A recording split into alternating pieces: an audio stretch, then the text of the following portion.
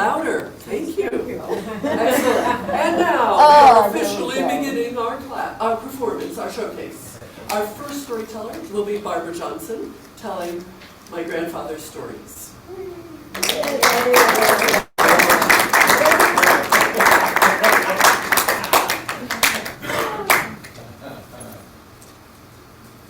Hello, everyone. Hi. I've been at Stagebridge for, this is my 26th year. Wow. So, not only have I, done storytelling by putting people in schools or in senior facilities, this time I decided, hey, why don't you take the class? So I did. So this is my first time telling a story, so bear with me. Long time ago, when I was a little girl, my grandfather used to tell us stories. 7 years old. My grandfather was an African American and Indian man.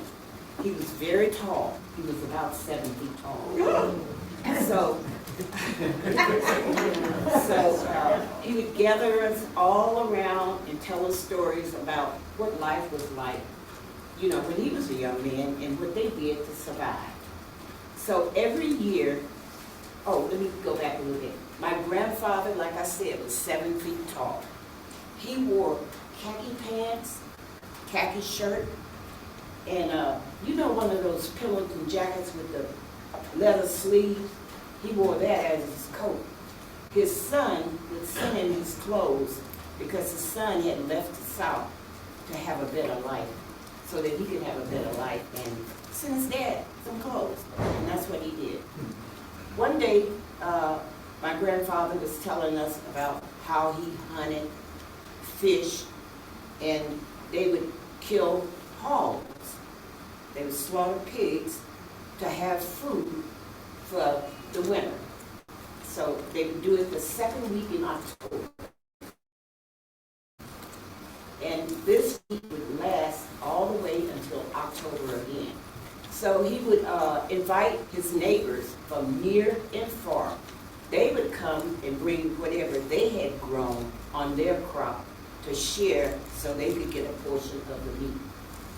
After they had killed the hogs, they would salt the meat down to preserve it so it would last until last all the way through the winter. And after that, they would smoke the meat. They would hang it up and put it under a fire and smoke it all day long. And then they would put it in a shed, what we call the smokehouse. So whenever we needed meat, somebody would go out and cut a piece off, cut this off, and cook it and have it. That's the way things were in those days. Anyway, my grandfather would tell all of us stories. My grandfather was such a great storyteller until no TV was needed. Whenever he came in and gathered the kids around, we would knock each other over trying to turn the TV off just to listen to my grandfather tell these stories. He told us stories about how he hunted, fished, and one time he took my oldest brother and me with him hunting. And the reason why I was able to go, I was his favorite. So we went out, we squirrel hunted that night. But on different other times, we would go, they called it gigging for frogs. You have this big long pole with like a point on it, like a fork. And that's the way you would kill the frogs. I remember one morning getting up, going to the ice box, and open the ice box, and the frogs would jump up in the ice box. So anyway, these are some of the stories that my grandfather told me when I was a little girl. Thank you.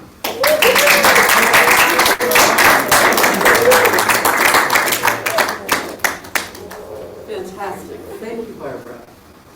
Our next storyteller is Judy Levitt Kennedy, and she will be telling Menorahs and Christmas trees. And a chair, please.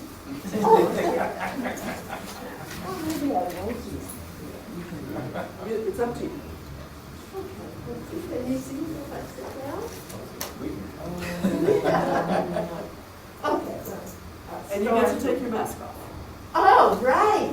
Otherwise. Can't hear you. There she is. Anyway, thank you everybody for being here. It's a pleasure to see you. Yeah. Well, I'm going to tell you a family story. And I want to tell you about my firstborn son. His name is Eli Tom Gordy Kennedy. And he's 48 years old. And I don't know how you guys, any of you, feel that about that, but to me, he's still a baby. I mean, I knew him before when his feet were too small to fit in his shoes. Oh, wow. Anyway, he's almost old enough to be a member of Stagecoach. Well, of course, I'm going to say all kinds of good things about him. He's very resilient. He's respectful. He's dignified. He's kind. He's helpful. I mean, I'm the mom. Okay, so I say all these things. It's true, though. But also, he has a kind of edgy sense of humor. And so I'll give you an example of that. One day I said, Eli, I'm kind of feeling like I'm getting old. Mom, you are old. That's Eli. But also, yesterday, I said to him, I'm kind of nervous about this storytelling. I'm not even sure why, but I'm nervous. He said, that's great. What? Why is that great? Well, if you're nervous, it means you care about what you're doing, you do your best, and then when it's over, you'll feel so happy. So that's my son. Now, his identity, he's a mixture.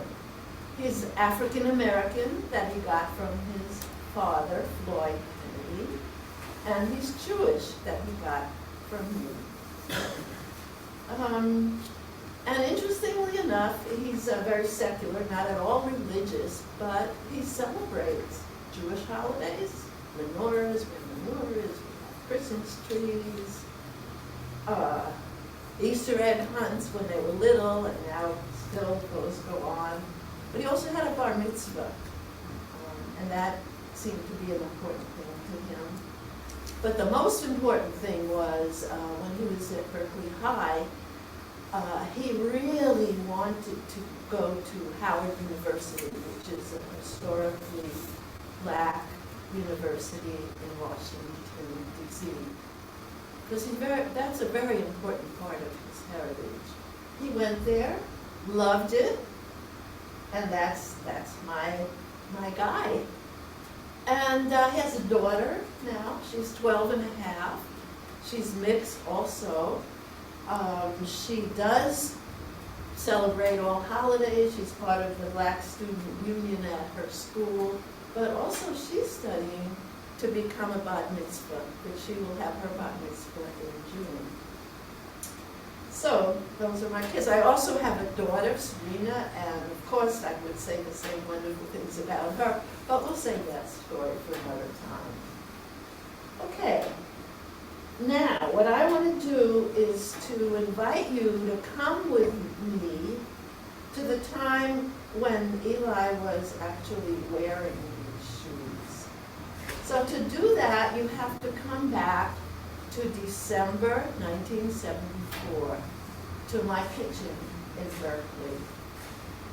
It was a cold day, kind of like today, but not so bright and sunny, just one of those grim-looking days. But the kitchen that we were in, so warm, so cozy. And who was there? Me, Floyd, our cat, Company, and the joy of our life, Mr. Eli, sitting in his high chair, babbling away. we're all enjoying breakfast. We could smell bacon, coffee, and we're just having a good time. And Eli is dabbling in his rice cereal and kind of halfway eating it. And then Floyd reaches over and tickles that little soft, chubby baby, and he laughs. It's really fun. Well, suddenly he says to me, you know, Judy, and not Eli, but, but Floyd, my then husband, he says, you know, it's December, Hanukkah's coming up. You want to get a menorah? I think Eli would like to see those bright candles. And I say, oh my God, I haven't lit a menorah for years and years. It's not necessary. And he gives me a look. And then I say to him, oh, but Floyd, I bet Eli would really enjoy a Christmas tree. We should get one. And he says, not necessary. Okay. We live our new modern life without traditions. So then Floyd goes off to work, and I'm having a glorious maternity leave. So there I am, with my baby in the kitchen, with my cat, washing dishes, moving slowly. Oh, it feels so good. But suddenly, something happens to me. I don't even understand, but I start moving faster. I dress my baby, I bundle him up for that cold Berkeley morning, put on my coat, and we walk out the door, and I'm carrying my grandbaby in my arms. And suddenly, I don't know what's going on, kind of. And I have this image. You know, I'm a science person. I don't usually get images, let me tell you. But I did that day, and I thought I could imagine all my women ancestors lined up on this side and that side, with all our arms linked. And they're pulling me along. I'm walking faster and faster. And I said, what the heck is going on? Where are we going? What are we doing? And I imagined that I hear the synagogue. We're going to buy a menorah and candles. Oh, really? And so I go along with them. I had no choice but to follow. And for the first time in my life, no choice felt like the best possible choice that I could. And as the years evolved, we welcomed into our home menorahs, Christmas trees, seders, the whole gamut, all the ancestors. And all of that helped us to carve out our family identity.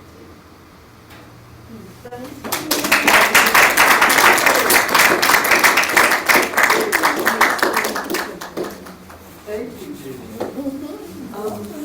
Our next storyteller, Marcy Delgadillo. Do you want to sing? Yes, I can. Okay. We'll be telling Burned into My Memory. Thanks, everybody. Good to see you. Yes, thank you. Yeah, and for you're back there. If you can't hear me, just raise your hand. Okay. Burned into my memory. It was a day that's been burned into my memory. I was 5 years old, and it was summer, and our family had moved into a little house, Victorian, with 2 bedrooms. It was a Victorian that sat in the middle of the block.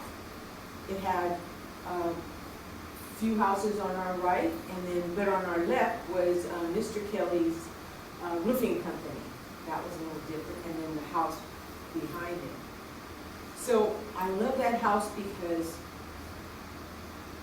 my grandmother had, when we moved into the house, my grandmother, who was then running a boarding house, owned a boarding house in Old Oakland next to what was St. Mary's Church. And she had their old friend of the family who was a boarder. He was a gardener. she asked him to, if he was be interested in coming and being our gardener for doing some gardening, and in exchange for a little cut in his rent. So he was happy to do that. So Tony came to the house, and the first thing he did was he created like an arbor. He put climbing roses on there. So when you open the gate, when you went to open the gate, you went under a bower of flowers. It was really great. We loved that. And then in the back of the house, he created a grassy area, actually about as big as this room. And on the side, it had flowers growing up, and we were really happy. There was 3 of us at that time. Myself, my sister Tina, who was 3 and a half, and then our baby sister Reddy, yet to enjoy the joys of the backyard. And then, and the very back was really it's a wonderful veggie garden. The soil was very fertile, and we had corn and squash, tomatoes, cucumber, everything that you would want to enjoy in a garden. It was out there. But for me and my sister, actually, we really enjoyed another part of the yard, which was attached to the house. There was like eaves coming out of the back of the house. There was the stairs coming down, and then there was this little thing that came out, and it led to the basement door. Well, they weren't going in and out of that basement door very much, so we thought we were claiming that little place for our own. That was going to be our playhouse. My dad brought us some cardboard boxes. We created a little a little table and chairs. We went and got our little tin tea set and brought that down. We got a ketchup bottle that we cleaned up and put little flowers in. Oh, we were set. It was great. And then my mom reminded us that we also had a little cash register that was given to us at Christmas. Oh, we brought that down. We cut out newspaper money, and then we raided the kitchen and got egg carton, milk carton, cereal boxes, all of them empty and cleaned out, and cans that had labels on them. And our little garden, our little store was now stocked for and ready for us to go purchase our items. We had a great imagination, and it was really fun. We loved being there. One day we were there, and we were just having a good time with our little tea set.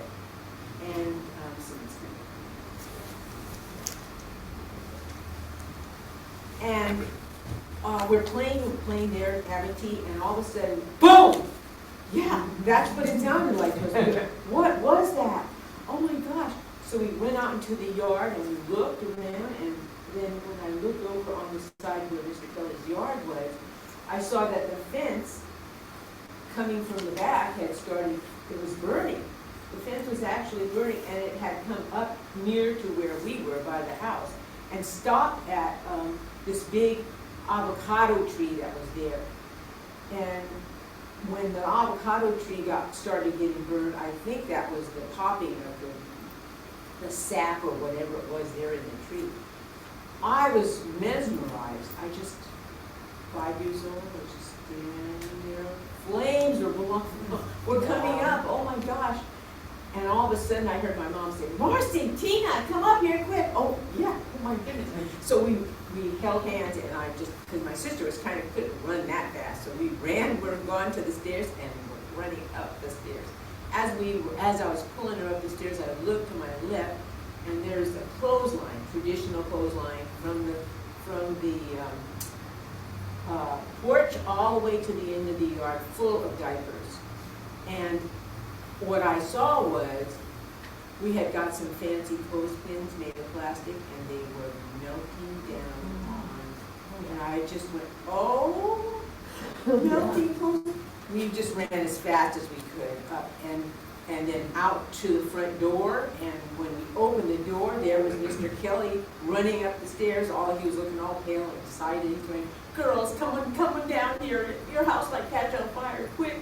And he grabbed my little sister, baby sister from my mom's arms and grabbed my other little sister, and he was running, because he was a big guy, running down the stairs with him, and we were right behind him.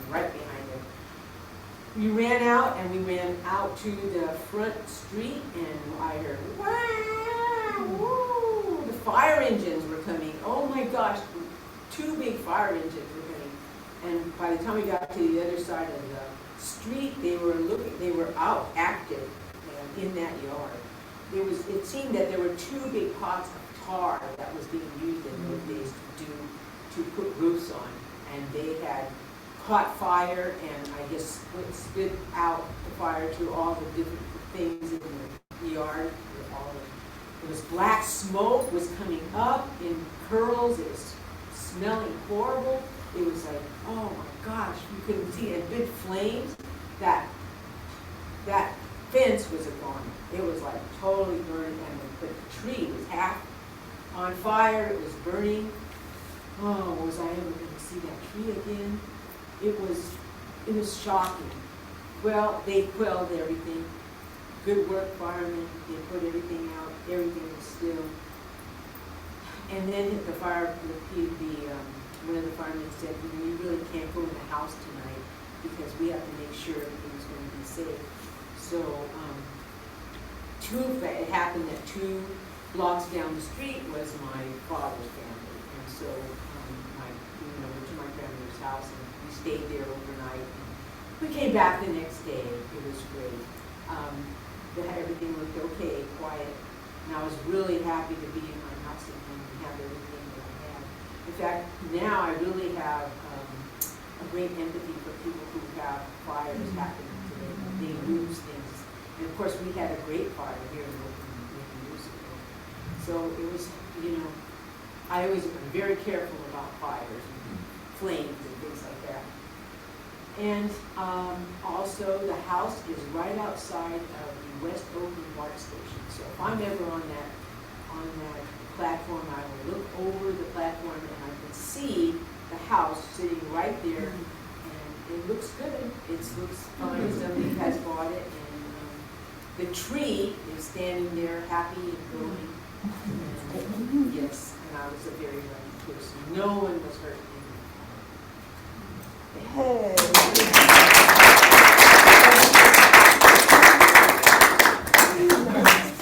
Wonderful, thank you. Our next storyteller is Mel Terry, telling the other. Yes.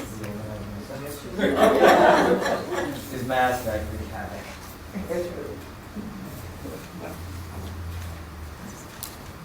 Hi. Thank you for being here. Hurry up, Terry, or we're going to be late. My cousin Pauline yells at me. I'm going as fast as I can, I yell back. Well, Pauline was my older cousin. She was my best friend and my protector.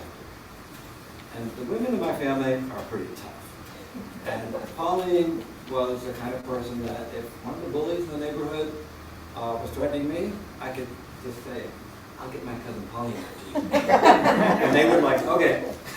They knew my reputation, even when we were that young. So she was 11 this time, and I was 8. And so we continued on our way past Tom the Armenian's variety store, Italian Emily's grocery store, on our way to Irish St. Patrick's Church. So it was Boston.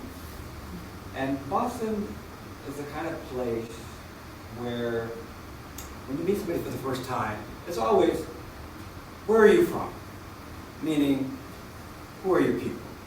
It was very important to be able to fit somebody into a box so you know how you deal with them.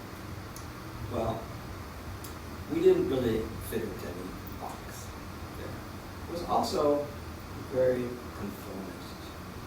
And I remember later a time where some guy was wearing bell-bottom pants and people spit on him because it wasn't cool yet. That's the kind of place it was. Well, my family was interracial. And my mother was adopted, as was Pauline's mother, Aunt Mary. my grandmother, who was white, was disowned from her family for marrying a black man in 1913. And so we didn't really have any ethnic traditions. We were just kind of our own thing. Now, Pauline and I, we were the only members of our family to go to church. And besides, my mother's adopted mother, who was a devout Irish Catholic. And I remember her, she was a time when Irish widows wore black, I think for the rest of your life. I always remember being in black with these big, we call them orthopedic shoes, black heels, and that's how she dressed. But she went to church like 3 times a week. And I think that's maybe what we were trying to do, somehow to connect with traditions by going to church ourselves.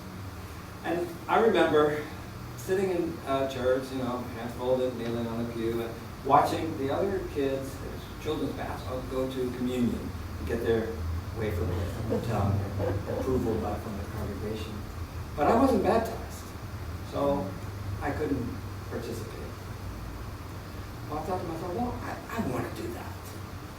So I went for private lessons from a priest. My mother took me there. It was Father McNulty. And I still have trouble. My mother always mispronounced his name. She would call him Father McNutley. I was listening to it a moment ago. And looking back, I think she did it on purpose. She was not a big fan of the church. There's a long history of Irish people and things that happened to orphans as I did in those days. So I got baptized, and then I could join the communion line with everybody else.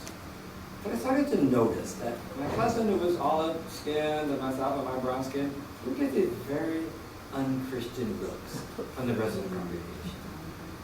So St. Patrick's was an Irish church, basically. Pretty much everybody but us was Irish. And it was very ethnically oriented too, where we learned how to do the Irish sword dance and things like that. But we didn't have the requisite kilts or bagpipes. So we were kind of on the outside. And let's try St. Anthony's, Pauline said. Yes. Okay, let's try it. Maybe it's different there. So we go to St. Anthony's.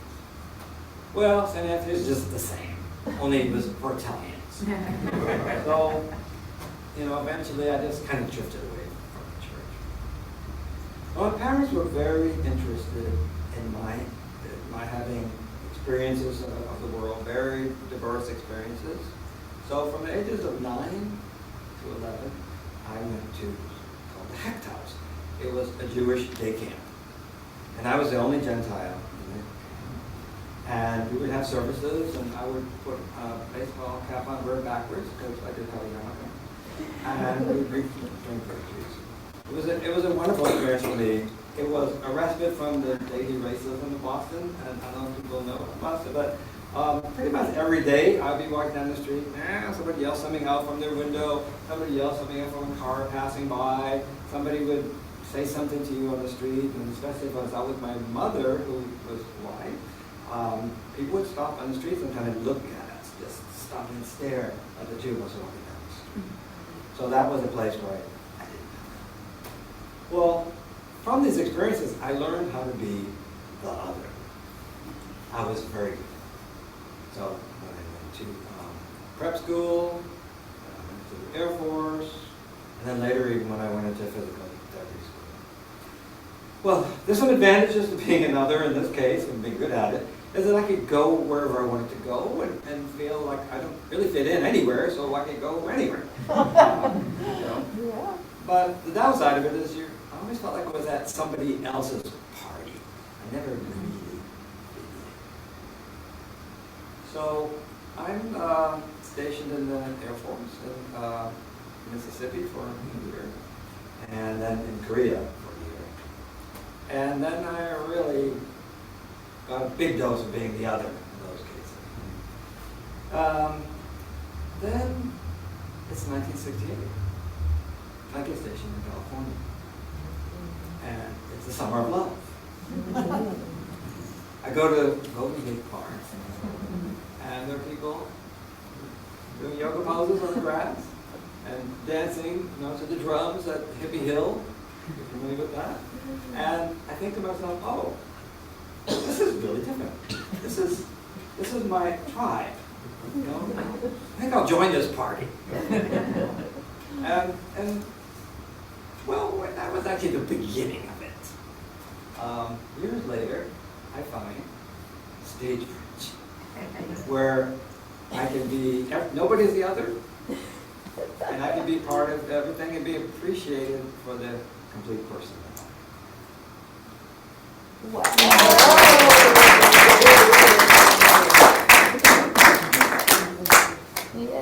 Thank you, Mel. Wonderful. Our next storyteller is Ginger Parnes, who is going to tell the story of Helen Reddy.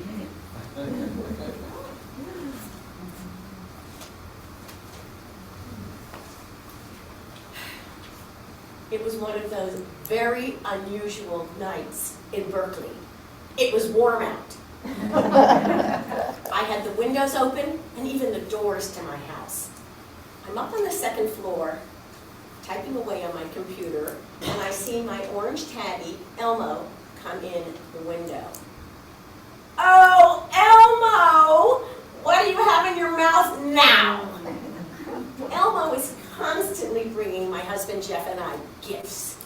Birds, mice, rats in particular. I jump up. I don't want to deal with this. Now, my husband Jeff and I have an agreement. What's a husband for if not to go on rat patrol? I run down the hall to our room, and Jeff, Elmo's got a rat in his mouth. It's disgusting. Come help me. Oh, Ginger, I don't feel very well. Oh, honey, that was a big splinter we took out of your finger. You just lay here and take care of yourself. I'm going to take care of this. And I remember Helen Reddy. I am woman, hear me roar. I'm going to handle the situation. I run down the hall, and Elmo still has this in his mouth. Oh, Elmo, drop it. Elmo drops it and flies away. It's a bird. It flies into the window and lands on the sill. Oh no. I pick up Elmo and I throw him into a room and close the door. Oh, it's a hummingbird. Green, fluorescent feathers, big little eyes. I was terrified, little heart. What am I going to do? Hey lady, aren't you going to help me out? I run back into my room. I Google Berkeley Animal Shelter. I pick up the landline. Closed. Injured bird, help, hop along. Doesn't exactly sound like it's going to help me with the bird, but I dial the number. Hop along.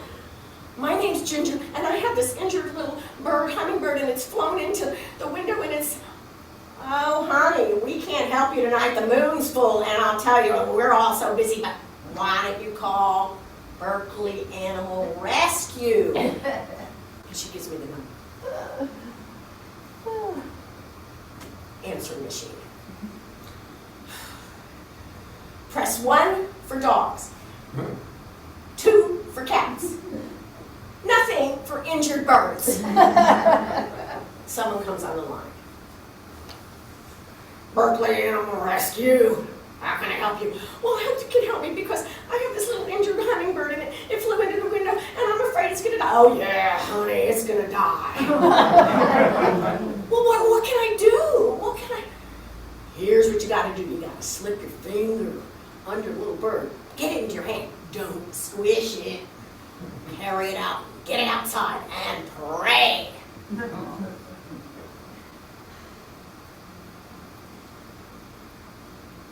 Oh, it flew away again. Right back into the same place.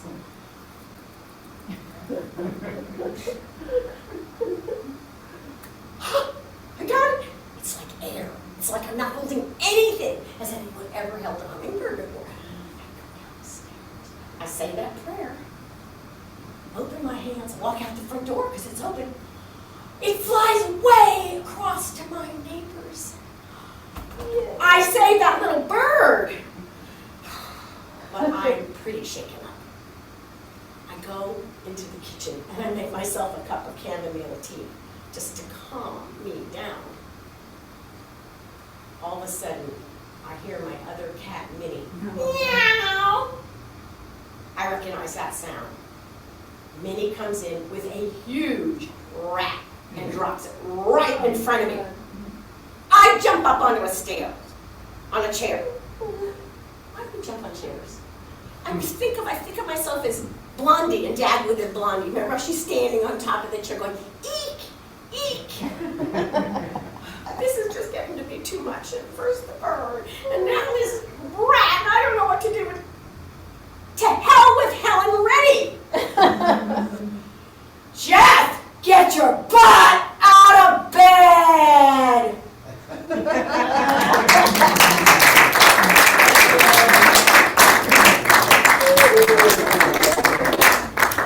Thank you, Jim. All right, our final storyteller is Castell, telling luck.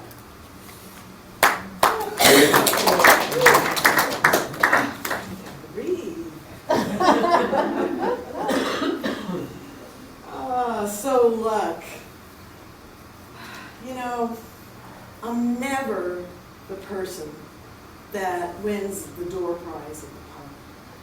I don't win at Lotto. Publishers Clearinghouse never comes to my house. My ship doesn't come in. But I have lived a wonderful, lucky, happy life. You know, and I started to think about what luck was. You know, luck, of course, you play the lotto and you win, hey, that's good luck. And you lose, it's bad luck. But I found out over time that life is not that simple. It's just not that black and white, and sometimes it takes a while to know. For example, when I was a young married woman, I found out that I was pregnant using birth control that was 99% effective. And my marriage was a little rocky. And it wasn't a good time. I wasn't sure. It wasn't good luck, but I had him. And this boy, this man, he's going to be 50 in a couple of weeks. He has been my Publishers Clearinghouse, my door prize, my everything. He is a wonderful person. Another example was, you know, getting a divorce. That wasn't my plan. I was waiting for happily ever after. You know, a lot of us get married, we're young, we're 20, and happily ever after must be coming anytime soon now. Well, didn't. We were young, we were foolish, what can I say? And, you know, and I could have thought of that as bad luck. But I can tell you now, countless times, I have been having a blast doing something, having the most fun of my life. And I've thought, oh, if I was still married, I couldn't be doing this. I couldn't have flown to Buenos Aires and danced the Argentine tango with the masters. I couldn't have gone to Tahiti or Mexico or Europe, Italy, all of these places. My husband didn't like to travel. I was lucky if I could get him to go to San Francisco. So nowadays, I see it as a good thing. I was lucky. Going back earlier in my life, now my parents died when we were young. I'm twins, so my sister is Carol, and my parents died when we were young. Now my mother, we knew my mother had 4 brothers, and we thought we might live with one of them, they might adopt us after all. And especially Uncle Paul, because we knew he was rich. Oh, well, I hope Uncle Paul adopts us, because then we can get nice new clothes and things. But none of the uncles stepped up, and we ended up getting foster parents that were unrelated. So it was hurtful. It was really hurtful as a child. Why didn't they come? We didn't hear from them through our childhood. However, when we were adults, we're in our 30s, my sister and I, and we decided to go meet Uncle Paul. He lived in Los Altos Hills, a very posh place, and we went over to meet him. Now, I didn't like him very much. He was arrogant and full of himself. But at that time, I had already finished college. I had my son. I had bought a house, and I was building a wonderful career in Silicon Valley, doing quite well in technology. So I'd kind of gone a long way. So we meet Paul, and he tells us that he sent nearly all of his kids, there were 9 of them, to Ivy League colleges. What? I could have gone to Stanford if he adopted us. I could have been on Easy Street. Well, some years later,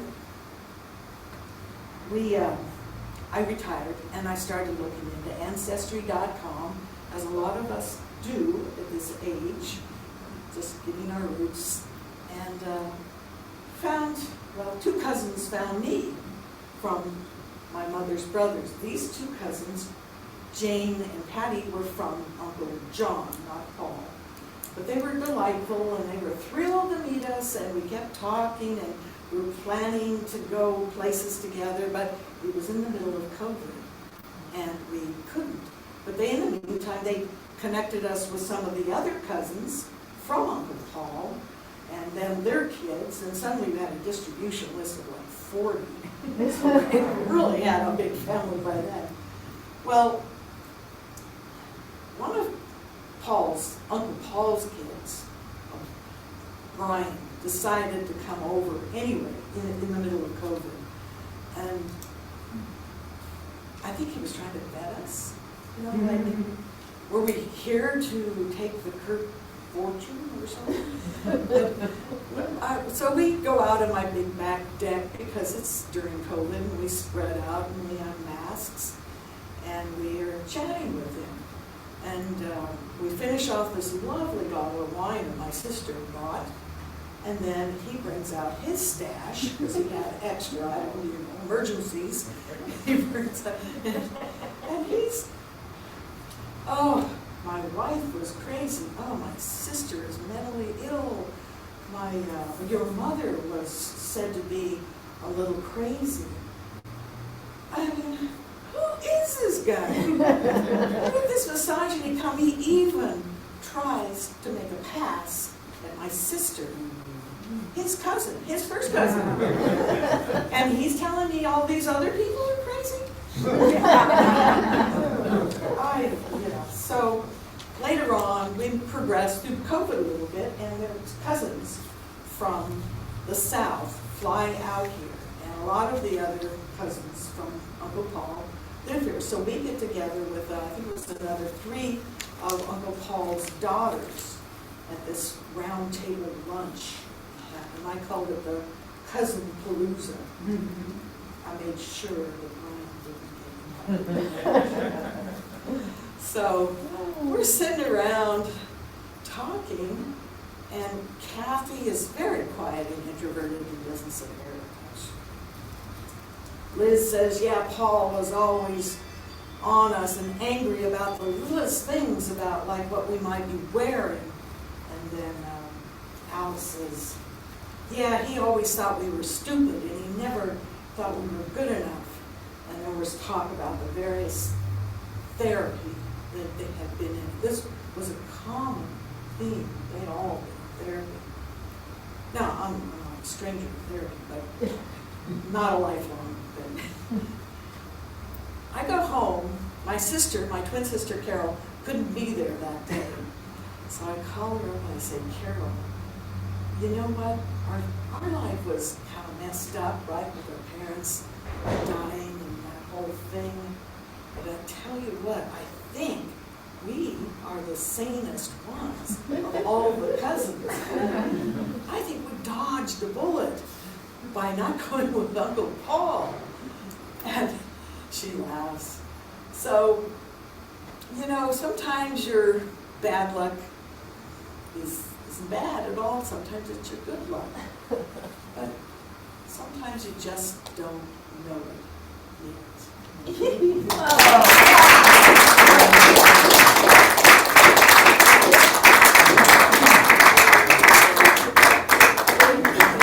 Don't sit down yet. I'd like to invite all the storytellers up to take a bow together. What a great, great program.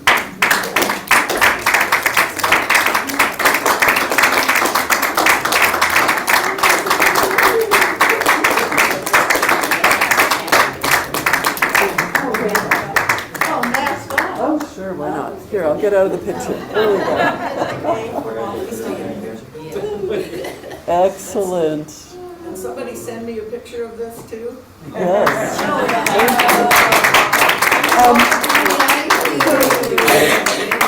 Before we have juice and cookies, I'd like to introduce you to Julius Ray, and he's going to tell you a little bit more about what's coming in the story. Hello. And don't forget on us. Oh, yes. Hi, my name is Julius Ria. I'm the interim director of programming at Stage Group, so I've been curating all these classes for the past few months and everything into the future. As Ruth said, this class will be returning, so those of you who are interested in this, also those of you online, we also have a bunch of different beautiful storytelling classes coming in winter. Ruth is just going to teach 1 out of 6 of them, and I'm super excited about them. Also, those of you online, the beautiful thing is that we're returning to in-person classes, but we're also doing online classes and also short-term classes and just doing a whole bunch of stuff as we really charge into 2023 and create more and more and more programming as we've seen in the past, but also kind of seeing what we can create in the future. So I just wanted to say thank you all. Thank you so much. And also one more time, thank you. And I also want to thank all of you and all of you at home to please join us again in winter 2023. Our registration for classes opens on Monday at 9 a.m. and we will not be late. Wink, wink. And so please stay if you have questions. I'll be here for a few minutes, Barb will be here for a few minutes, and Amatis will be here for a few minutes. All of us making all this. But yes, one question before I get off the stage. I heard at the beginning announcement that there are programs for the winter schedule here. Or is that just online? They're just online. We are printing them out this weekend, and we will be sending them out to everybody next week. Yes. What else besides storytelling will be offered? Well, oh my gosh, teacher, what else besides storytelling? We have 10 different performing arts classes just for theater and acting. Our actors, our acting students are finally going to come back and do a staged reading of a play based off of a Jane Austen novel. We have our Singing with Scrumbly classes happening. We're having Brian Dyer coming back to do another vocalist masterclass for some of our singers. And oh my gosh. Improv. And also we're doing improv. And also improv is coming back. Improv and clowning are coming back in person. Woo! Oh my gosh. And also, I might be teaching a class or two. I just wanted to say thank you so much. What will you be teaching? I'll be co-teaching Black historical fictions, which we are going to be creating short stories based off of the perspective of Black historical figures after doing research on them. And I'll be also assisting with our Art of Social Change class, which is kind of like improv. It's kind of like playback theater, but explores personal identity and also social change. So yes.